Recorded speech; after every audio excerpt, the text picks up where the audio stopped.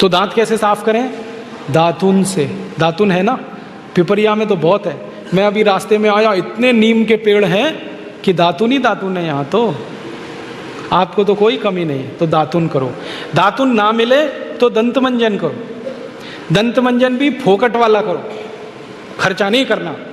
फोकट वाला दंत मंजन, घर में रसोई है, वहाँ पे हल्दी है, ले लो थोड़ी सी हल्दी, और सरसों का तेल है वो भी डाल दो उसमें, और थोड़ा सा नमक, तीनों को मिलाओ, दांत पे घिसो, सबसे अच्छा दंत मंजन। और एक दूसरा बताता हूँ, गाय है, गाय, उसका गोबर है, गोबर को जला दो।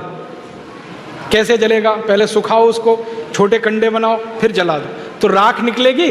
उस राख में थोड़ा नमक मिलाओ, थोड़ी फिटकरी मिलाओ, और उसको दांत पर घिसो। उससे अच्छा दंत मंजन दुनिया में नहीं।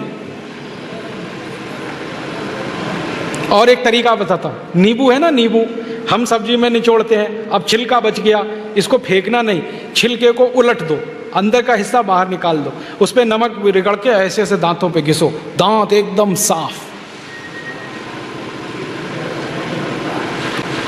और एक दो बात बताता हूं, जिनके दांत पीले हो गए, आम का पेड़ देखा, उसका पत्ता तोड़ लो, आम के पेड़ के पत्ते को चबाओ थोड़ी देर, चबाने के बाद वो चटनी जैसा होगा, लुगदी बनेगी, उसको दांतों पे रगड़ दो, दांत एकदम किटकिट करने लगते हैं, एकदम साफ। ये सब फोकट का इलाज है कि नहीं? अब एक जानकारी और देता हूं आपको, ये जो टूथपेस्ट होता है ना, कॉलगेट, क्लोजअप, पेप्सोडेंट, सिबाका, ये ज़्यादातर टूथपेस्ट बनते हैं मरे हुए जानवरों की हड्डियों से।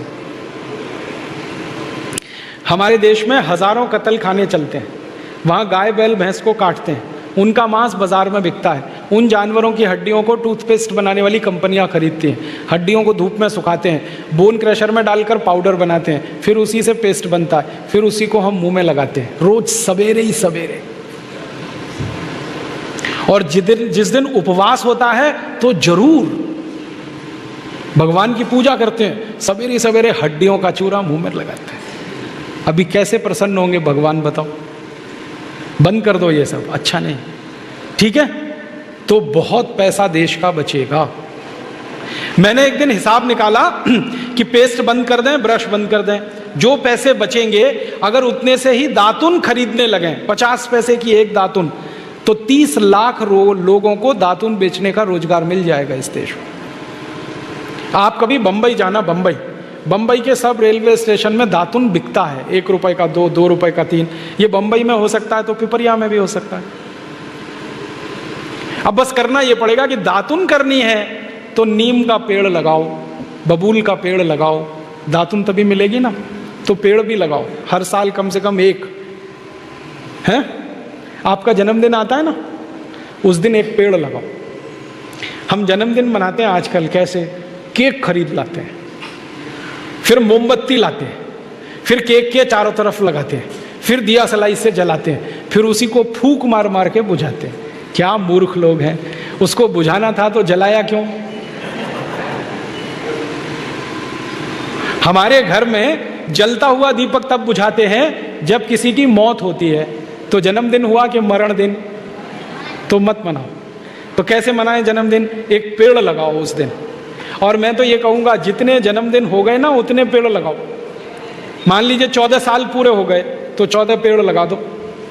कहाँ लगाएंगे? घर के सामने लगा दो, घर में जगह नहीं तो पड़ोसी के घर में लगा दो, दोस्ती हो जाएगी। और पेड़ तो रहेगा जिंदगी भर, आप तो चले जाओगे। नीम का पेड़ अगर लगाया तो 500 साल जिंदा रहता है, आप तो 100 साल में ही मर जाओगे, वो पेड़ तो 500 साल रहेगा। और एक पेड़ आपने लगा दिया, हजारों रुपए की ऑक्सीजन देता है। ऑक्सीजन ही हमें चाहिए, वो पेड़ से ही आती है। तो हर दिन, हर जन्मदिन पर पेड़ लगाएं, ऐसे जन्मदिन मनाएं।